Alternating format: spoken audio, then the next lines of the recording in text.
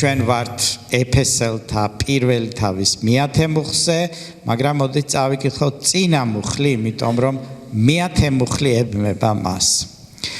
მეცხრე მუხლში წერია პირველი თავის მეცხრე მუხლში. ყოველგვარი სიბრძნითა და გონიერებით გვაუწყარა თავისი ნების საიდუმლო, თავისი სურვილი წინასწარ რომ განიზრახა მასში. რა იყო ეს საიდუმლო, რომელიც ღმერთმა წინასწარ განიზრახა, რომ ჩვენთვის გაემხილა ის, რომ იესო ქრისტეში გვაქვს გამართლება. ეფესელთა 1:10 რათა განეგო ჟამთა სისავსე და ქრისტეში მოეყარა თავი ყოველივეს, რაც საშია და რაც დედამიწაზე არის. ანუ ღმერთმა განაგო ჟამთა სისავსე, ანუ დაგეგმა, როდის რა უნდა მომხდარიყო. და მან წინასწარ დაგეგმა, რომ პირველ საუკუნეში უნდა დაბადებულიყო იესო ქრისტე. და იესო ქრისტეში ჩვენ უნდა მოგვცემოდა გამართლება. რომ ქრისტეში მოეყარა თავი ყოველივეს, რაც საშია და რაც დედამიწაზეა. ანუ ქრისტეში, როდესაც ღმერთმა დაიწყო ფიქრი სამყაროს შექმნაზე, მივიდა ქრისტემდე თავისი გონებაში და როდესაც დაინახა ქრისტე, ქრისტეში ყველაფერი ააწყო. ანუ როდესაც ქრისტე დაინახა, ქრისტეს დაუკავშირა როგორც საწყისი, ასევე ბოლო. ანუ ქრისტეთი ააწყო ყველაფერი. იცით ძვირფასებო, ეს როგორ არის, იცით? აი ადამიანი ხო არის აწყობილი, მაგრამ ადამიანის ხერხემალზეა თითქოს ყველაფერი აწყობილი. ხო ასე არის? ხერხემალზეა მომული ხელები, ფეხები, თავიც ხერხემალზეა. ანუ ხერხემალი რო არ იყოს, ყველაფერი ცარცალკე გაიბნეოდა. ხო? ხერხემალი არის იესო ქრისტე და იესო ქრისტეზე არის აწყობილი ყველაფერი, მთელი სამყარო, როგორც საში, ასევე დედამიწაზე. თუ ქრისტეს გამოაცლი, ყველაფერი დაიშლება. ქრისტეს შემცვლელი არ აღავს. იცით, როდესაც ოპერაციებს აკეთებენ ახლა, ხო? არის ხოლმე, რომ მუხლის სახსარს გამოაცლიან და პლასმას ჩადებენ, ხო? გულზეც რაღაცა არის. ხო? რაღაც პლასმასია თუ რაც არის, ხო? რაღაცას გამოაცლ, მაგრამ იცით ძვირფასებო, არ ვიცი ხერხემალი თუ შეიძლება ხელოვნურად შექმნა, არ მგონია. მაგრამ თუ კი ყველაფერი იქნება პლასმასი, წარმოგიდგენიათ ახლა თქვენში ყველაფერი პლასმასის თვალები, პლასმასის ტვინი, ყველაფერი, ხო ეს არის რელიგია. ყველაფერი არის პლასმასის. იმიტომ რომ შენაცვლებულია. ის პლასმასის ფეხიც არ ვარგა, მაგრამ მაინც ხო ტვინი რო არის და ხერხემალი და რაღაცა მუშაობს. მაგრამ თუ ტვინი პლასმასის იქნება და ხერხემალიც არაფერი არ იმუშავებს. აი იესო ქრისტეზე აწყობილი ყველაფერი, დიდება იესოს, ანუ ღმერთმა ქრისტეში ჩაიფიქრა ყველაფერი. მარიამიც ქრისტეს დაუკავშირა, ნიკოლოზიც, გიორგიც, ყველაფერი ქრისტეში არის. ქრისტეს მსგავსი არავინ არ არის. სიტყვა ბერძნული სიტყვა ანაკეფალეოსასტე ნიშნავს ყოველივე ერთი თავის ქვეშ რომ მოუყარო. აი ჩვენი თავის ტვინი მე როგორც ვიცი ყველაფერს აკონტროლებს, ხო? აი თავის ტვინში არის მოყრილი ყველაფერი. სად როგორ კაცო, სად ხელი და სად თავის ტვინი, მაგრამ ეს ხელი თავის ტვინშია თავმოყრილი. ასე არის ქრისტეში. თუ თავის ტვინი არ იმუშავებს, პარალიჩი ხო გაგვიგია ჩვენ, ხო დამბლა გაგვიგია. ხელი გაქვს, ყველაფერი, თითები გაქვს, მაგრამ გინდა ქონია, გინდა არა. და იესო ქრისტეში ღმერთს სურს აღადგინოს ედემის ჰარმონია კაცსა და მამას შორის. რა იყო ჰარმონია? ჰარმონია იყო მათი ურთიერთობა, დიდება ჩვენ ძლიერ ღმერთს. დიდება იესოს. დაწერილია რომ ჟამთას სისავსე და ანუ მამამ რო დაადგინა თავისი გეგმა, ხო? აი როგორ ჩვენ გეგმას ვადგენთ ზოგჯერ, ხო? ფიქრობ დილით უნდა წავიდე სამსახურში, მერე შესვენებაზე უნდა გავიქცე რაღაც ვიყიდო, მერე რო დავამთავრებ უნდა გამოვიქცე ქეთისთან უნდა მივიდე, მერე ის უნდა გავაკეთო, მერე კომპიუტერს უნდა დაუჯდე, მერე იმას უნდა ხო? დღის გეგმა შეიძლება გქონდეს ჩვენ. ასე გეგმა ჩამოწერა ღმერთმა. და ჟამთასის ანუ მას აქვს თავისი დროები, როდის რა უნდა მოხდეს. ჟამთას სისავსე ნიშნავს გეგმის საბოლოო პუნქტი. გეგმის საბოლოო პუნქტი. მაგალითად ჩვენ ვაკეთებთ ღობეს, ხო? საბოლოო პუნქტი არის ფიცრების გაკეთება, რომ საბოლოო სახე მიიღოს. საბოლოო სახე არის ჟამთას სისავსე და ჟამთას სისავსე ჩვენთვის მოხდება ატაცების დროს, როდესაც ჩვენ ატაცებული ვიქნებით ამ ქვეყნიდან. შევუერთდებით ქრისტეს და დასრულდება ყველაფერი ის, რასაც ველით მარადისობაში, სიხარულში ვიქნებით. მაგრამ სხვებისათვის, ვინც არ არიან რწმენაში, ეს იქნება მილენიუმის, ანუ 1000-ლოვანი მეფობის დროს, როდესაც იქნება მეორედ მოსვლა. ეფესელთა 1:11-ში წერია. ვაგრძელებთ. მასში მივიღეთ მემკვიდრეობა, ვისში? იესოში. მხოლოდ იესოს საშუალებით იძლევიან მემკვიდრეობას. არც ხვაში და არც იესოს გარეშე მემკვიდრეობას მამა არ იძლევა. მხოლოდ თუ ხარ იესოში, როდესაც გადმოიხედავს ღმერთი, დღეს იესო მამა იესოშია მამის მთელი დიდება. როდესაც ზეციდან იქნება გადმოხედვა, თუ შეგხედეს რომ იესოში ხარ, რას ნიშნავს იესოში ხარ? რას ნიშნავს? ეს იმას ნიშნავს, რომ შენ გწამს ის, რაც ჯვარზე მოხდა. ანუ შენც იესოსთან ხარ ჯვარცმული. შენ გწამს რომ შენი ძველი კაცი გაეკრა ჯვარზე, შენ გჯერა რომ მე ახალი ქმნილება ვარ. მე ღმერთის მშვილი ვარ. ამიტომ თუ შეგხედეს რომ შენი გული არის ამით წმენით სავსე და მოცული ამაში, მაშინ იტყვიან რომ ის იესოში არის დიდება ჩვენ ღმერთს. მაშინ იტყვიან ზეციდან დაიწერება, დაიბეჭდება, გამოიცემა ბლანკიან ქაღალდზე, ხატოვნად ვამბობ. ბლანკიან ქაღალდს აწერია ზემოდან ზეცის სამეფო. მისამართი. ხო აწერია ხოლმე მისამართი. ზეცის ოქროს ქუჩა 25. ტელეფონი, იმეილი და შემდეგ წერია. ამადა ამ პიროვნებას ოფიციალურად ეძლევა აბრაამის მემკვიდრეობა, მარადიულობა და მოქალაქეობა. ქვევით არის ხელმოწერა იესო ქრისტე და სულიწმინდის ბეჭედია დასმული. დიდება იესოს. მასში მივიღეთ მემკვიდრეობა, რისთვისაც წინასწარვე ვიყავით განწესებული. ბერძნულად არის დანიშნული, ანუ წინასწარვე ღმერთმა დაინახა, რომ ჩვენ ამ გზას დავადგებოდით. მისი განზრახვის თანახმად, ანუ მამამ თავიდანვე განიზრახა, რომ იესო ქრისტეში ჩვენც წარმართებსაც ქონოდა მემკვიდრეობა. ვინც ყოველივეს თავისი ნებასურვილით იქს, ვინ? ღმერთი.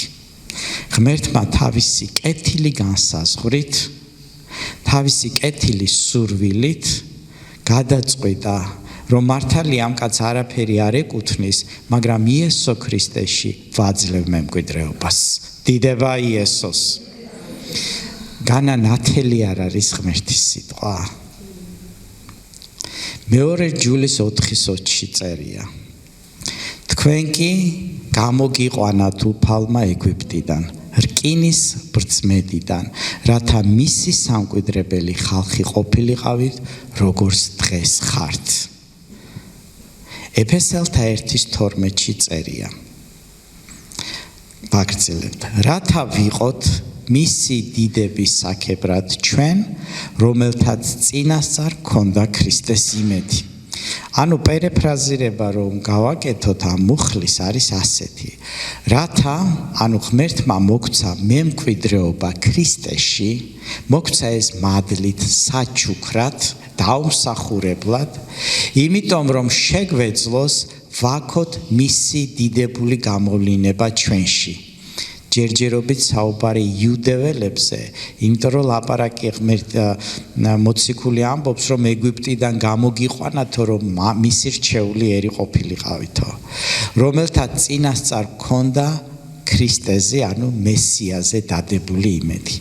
ანუ ებრაელი ერთს ძვირფასებო, ჩვენ ხო წარმართები ვიყავით, ქართველები, აზერბაიჯანელები, სომხები, ფრანგები, გერმანელები, ჩვენ ვიყავით წარმართი ხალხი, მაგრამ ისრაელი იყო ღმერთის ხალხი, რომელთაც ჰქონდათ ბიბლია, რომელთაც იცოდნენ სიტყვა ჭეშმარიტი და ჭეშმარიტი ღმერთის შესახებ.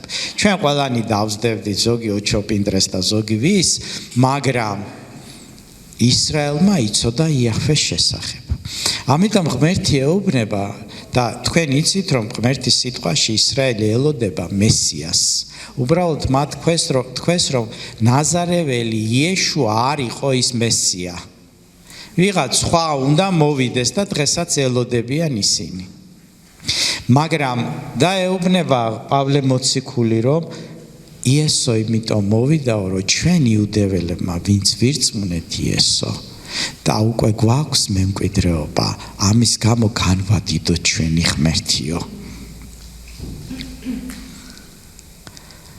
შემდეგ აგრძელებს ეფესელთა 1:13-ში. მასში ხარ თქვენც, ეხლა ეუბნება წარმართებს. ვიში? იესო ქრისტეში. თქვენც წარმართებს გაქვთ ეს მემკვიდრეობა. და ამბობს სამ რაღაცას. ვის აქვს მემკვიდრეობა ქრისტეში? ვინც მოისმინეთ ჭეშმარიტების სიტყვა. უცოდინარებს კი არა, მე ვეკუთვნი ამადამ დენომინაციას, არა, ვინც მოისმინეთ ჭეშმარიტების სიტყვა. რა არის ჭეშმარიტების სიტყვა? იესო ქრისტეში გვაქვს მემკვიდრეობა. რა არის არაჭეშმარიტის სიტყვა? სხვა ვიღაცებითაც არის რაღაცა. მაგრამ ვინც მოისმინეთ ჭეშმარიტების სიტყვა, რომელიც უკვე წინა მუხლებში თქვა პავლე მოციქულმა, თქვენი გადარჩენის სახარება. რა არის სახარება? კეთილი უწყება. რა არის კეთილი უწყება? რომ იესო ქრისტემ აიტანა ჩვენი ცოდვები და იწამეთ იგი. მარტო მოსმენა კი არა. მე ვიცი ჯვარცმის შესახებ, მე ვიცი, არა, შენ გწამს, რომ იესო ქრისტემ შენი ცოდვები აიტანა გოლგოთის ჯვარზე, შენ მაგივრად მოკვდა და შენ მოგცა საჩუქრად სამართლიანობა. თუ ეს გწამს და მესამე, დაიბეჭდეთ აღთქმული სულიწმინდით. ანუ ბეჭედ დასმული ხართ, რომ ღმერთის სული წმინდა, ღმერთის სული არის შენში. სული წმინდა იგივე არის წმინდა სული, მაგალითად ინგლისურად არის Holy Spirit, ანუ წმინდა სული, რომელიც არის ღმერთის სული და დაბეჭდილი ხართ ღმერთის სულით. დიდება იესოს. ეფესელთა 1:14-ში წერია ძვირფასებო, რომელიც ჩვენი მემკვიდრეობის საწინდარია. ანუ ღმერთის სული, რომლითაც ვარ ჩვენ სავსენი, დაბეჭდილი. ცით სული წმინდა ჩვენ გვესაუბრება ხოლმე, გველაპარაკება. რა სხვაობაა ჩვენსა და ადამიანს შორის, რომელიცაც არ წამს. სული წმინდა ჩვენ გვამხელს და გვეუბნება, ეს არ შეიძლება. ეხლა ამ ქვეყნიური ადამიანი ისე გააკეთებს რაღაცას, ხო? მოიტყვილება, გადააგდებს, შეიგინება, სინდისი არ შეაწუხებს. მაგრამ მორწმუნე ადამიანს, რომელშიც არის სული წმინდა, ის სხვანაირად ფიქრობს. მე ადრეც მithქვია და მქონია ესეთი შემთხვევა, რომ ერთი დაახსნიდა მაღაზიას და შემეკითხა, ამ მაღაზიაში შეიძლება ოსპირტიანი სასმელები დავდო?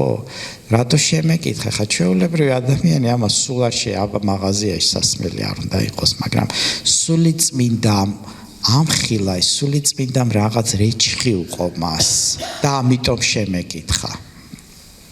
როდესაც ადამიანები მეკითხებიან რაღაცას, ვიცი რომ ამ ქვეყნიური ადამიანი იმას საერთოდ არ ჩათვლის, ეს უნდა გააკეთო, აბა ეს თუ არ გააკეთე, ისე როგორ შეიძლება.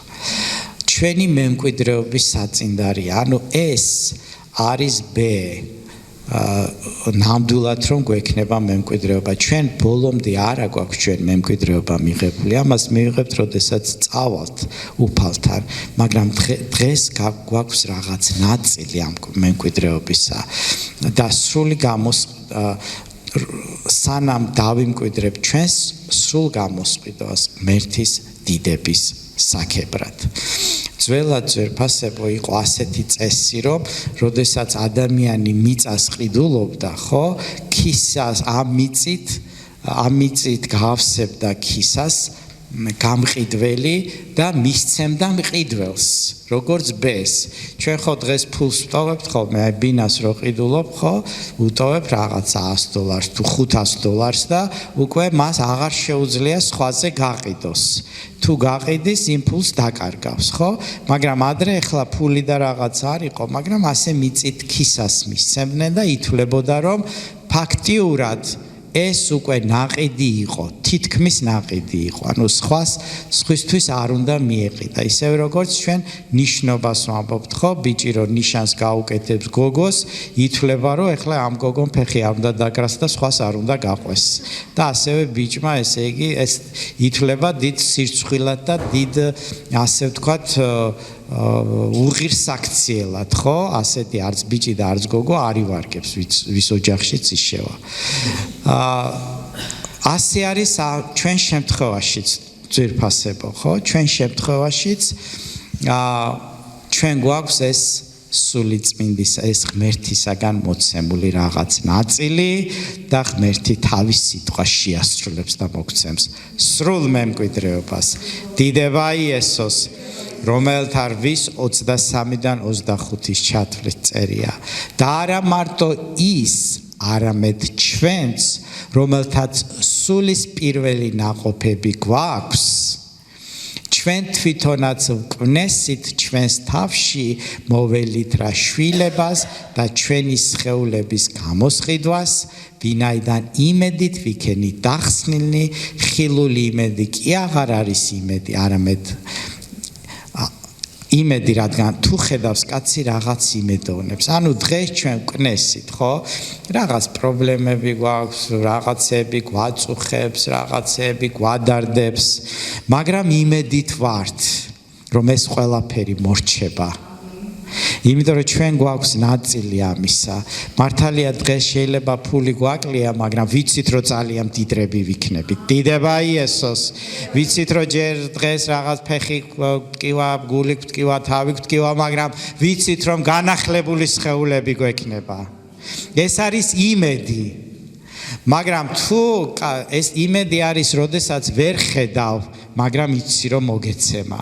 აბა თუ ხედავ იმედი რა არის? მე იმედი მაქვს რომ დღეს მექნება $10,000. ეს იმედია რომ შეიძლება ვიღაცამ მოგცეს, მაგრამ თუ ჯიბეში გაქვს, მაშინ იმედი აღარ არის. იმიტომ რომ თუ ხედავს კაცი, რაღაც იმედოვნებს. ხოლო თუ იმის იმედი გვაქვს, რასაც ვერ ხედავთ, მაშინ მოთმინებით მოველით მას. დიდება ჩვენ ძლიერ ღმერთს. როდის მოხდება ეს? ჩვენთვის ატაცებისას, ხოლო სხვებისათვის მილენიუმის დროს. დიდება ჩვენ ძლიერ ღმერთს. მოდით წამოვდგეთ ძვირფასებო ყველანი.